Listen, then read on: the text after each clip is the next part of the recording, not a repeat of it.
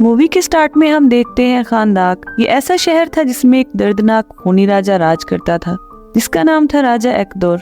इसके मंसूबे बहुत बुरे थे। ये काले जादू का बहुत ज्यादा जुनूनी था।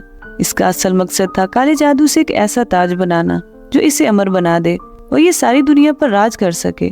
ताज बनाने के लिए इसे चाहिए था इटर्नियम, जो जादू का बना हुआ पत्थर था। ये सिर्फ खानदाक में ही मिल सकता था। इसने अपनी जनता को ही गुलाम बना लिया और खुदाई पर लगाया ताकि वो इटर्नियम ढूंढ सके। फिर ऐसा होता है कि एक बूढ़ा आदमी वो इटर्नियम ढूंढ लेता है, मगर वो सब पत्थर के लिए लड़ने लगते हैं ताकि वो पत्थर राजा को देकर आजाद हो सके, क्योंकि ये गुलामी की जिंदगी से तंग आ चुके थे। तभी वहाँ पर एक ना डर हीरो आता है। इसका नाम था गरूर। ये राजा के खिलाफ बगावत करना चाहता था। ये इटर्नियम लेकर राजा के पहरेदारों के पास जाते हैं। फिर वो इस बूढ़े आदमी को जान से मार देता है और नीचे गिरा देता है। गरूर इससे इटर्नियम छीनकर भाग जाता है और सब गुलामों को बगावत के लिए कहता है। राजा एक्दोर इसको जान से मार देने का हुक्म देता है, तो इसका बाप इसको आजाद करवाने की कोशिश करता है, मगर ये बहुत कमजोर था। फिर वो इसके बेटे को मारने लगता है। तभी वो वहाँ से गायब हो जाता है और एक गुफा में पहुँच जाता है।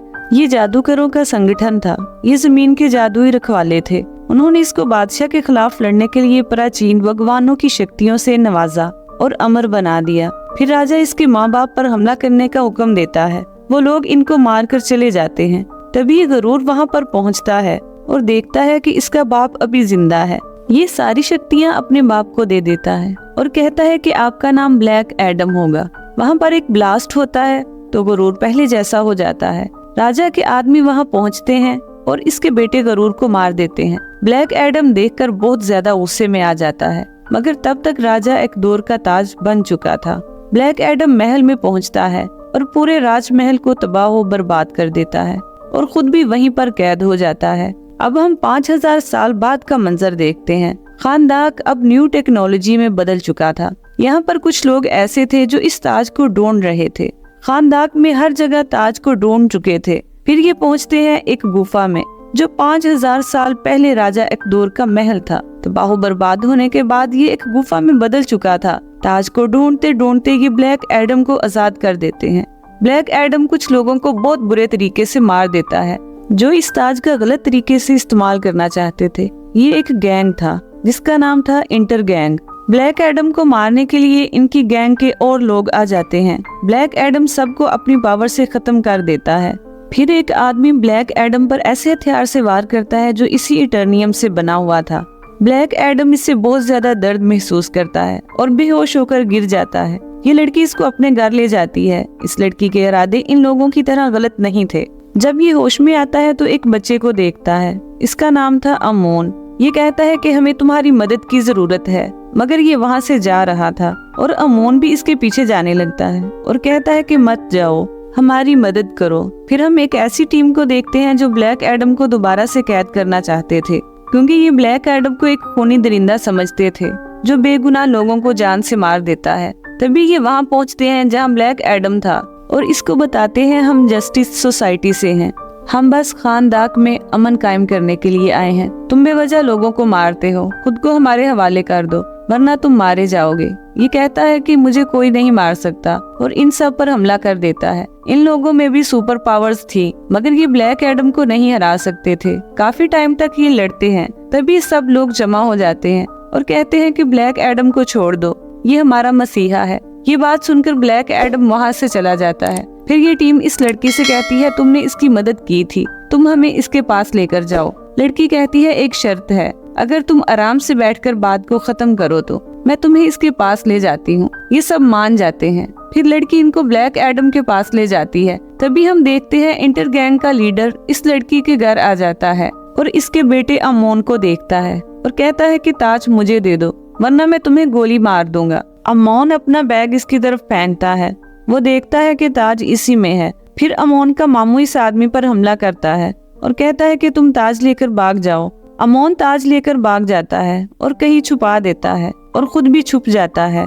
फिर ये अपनी माँ को कॉल करता है और बताता है कि इंटर गैंग ने हमला किया है और ताज ढूंढ रहे हैं। तभी ये ब्लैक एडम से कहती है मैं तुमसे भीख मांगती हूँ, मेरे बेटे को बचाओ। मगर तब तक वो अमोन को पकड़ लेते हैं। इंटर गैंग का लीडर इसे पूछता है कि ताज कहाँ है। वो इसे ताज नहीं देता, फिर वो इसे उठाकर ले जाता है। फिर ये सब लोग इसकी लैब में जाते हैं। वो आदमी इनसे कहता है कि ताज मुझे दे दो, मैं अमोन को छोड़ दूंगा। इसकी माँ जल्दी से ताज निकालती है और कहती है ताज ले लो, मगर मेरे बेटे को छोड़ दो। ये ताज इसको दे देती है। फिर वो आदमी ब्लैक एडम को बताता है कि 5000 साल पहले तुमने जिस राजा अकदोर को मारा था, मैं उसके खानदान का आखिरी वारिस हूँ, और कहता है कि ये ताज मेरे पूर्वजों ने बनाया था, मगर जादूगरों ने इसे कहीं छुपा दिया था। अब मैं ये ताज पहनूंगा और मुझ में बहुत ताकत आ जाएगी। फिर ये आदमी अमोन को गोली मारने लगता है। तभी ब्लैक एडम इस पर हमला करता है और अमोन को बचा लेता है। इस आदमी को मार देता है, इसकी लैब को भी तबाह कर देता है। जस्टिस सोसाइटी के लोग इस बच्चे और औरत को बचा लेते हैं। यहाँ बहुत बड़ा ब्लास्ट होता है। थोड़ी देर बाद ब्लैक एडम वहाँ से चला जाता है। जस्टिस सोसाइटी का लीडर इसके पीछे जाता है और कहता है कि तुम अपनी शक्तियों पर काबू नहीं पा सकते, खुद को हमारे हवाले कर दो। फिर ब्लैक एडम एक वर्ड बोलता है, शज़ैम, और एक नॉर्मल इंसान में बदल जाता है, खुद को इनके हवाले कर देता है। ये इसे लेकर जमीन के अंदर पानी में चले जाते हैं और एक ऐसी टीम से मिलते हैं जो सुपर पावर्स वाले लोगों को कैद करते थे। ये इनसे बात करते हैं और वहाँ से चले जाते हैं। ये लोग ब्लैक एडम को बांध लेते हैं और एक मशीन के अंदर बंद कर देते हैं। फिर हम जस्टिस सोसाइटी की टीम को देखते हैं जो इस ताज के बारे में बात कर रहे थे। ताज के ऊपर लिखा हुआ है कि मौत ही जिंदगी की अकलौती राह है। तभी इनको पता चलता है कि वो इंटर गैंग का आदमी इस ताज के बारे में जानता था। अब वो दोबारा से जिंदा होगा। अब हम इस आदमी को देखते हैं जो हेल में पहुंच चुका था।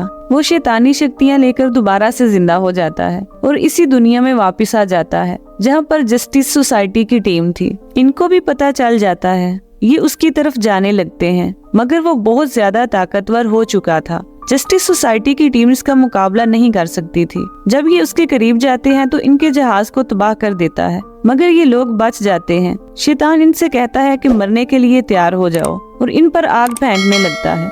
ये सब इससे बहुत देर तक लड़ते हैं। फिर एक आदमी अपनी पावर से ब्लैक एडम को पैगाम पहुंचाता है कि यहाँ पर तुम्हारी जरूरत है, वरना ये दुनिया को तबाह कर देगा। तभी वो शैतान इसको खत्म कर देता है और जस्टिस सोसाइटी के दूसरे लोगों पर हमला कर देता है। तभी वहाँ पर ब्लैक एडम आ जाता है। ये एक दूसरे को अपनी पावर से बहुत ज्यादा मारते हैं। इनकी लड़ाई काफी देर तक होती रहती है। फिर जस्टिस सोसाइटी की टीम इसको पकड़ लेती है और ब्लैक एडम अपनी पावर से इस शैतान के 2 टुकड़े कर देता है और इसे मार देता है। खानदाक शहर के लोग देखकर बहुत ज्यादा खुश होते हैं और खुशी से झूमने लगते हैं। इसके बाद जस्टिस सोसाइटी की टीम ब्लैक एडम का शुक्रिया अदा करते हैं और वो सब वहाँ से चले जाते हैं। फिर ये लड़की और इसका बेटा ब्लैक एडम का शुक्रिया अदा करते हैं। कहानी यहाँ पर खत्म हो जाती है।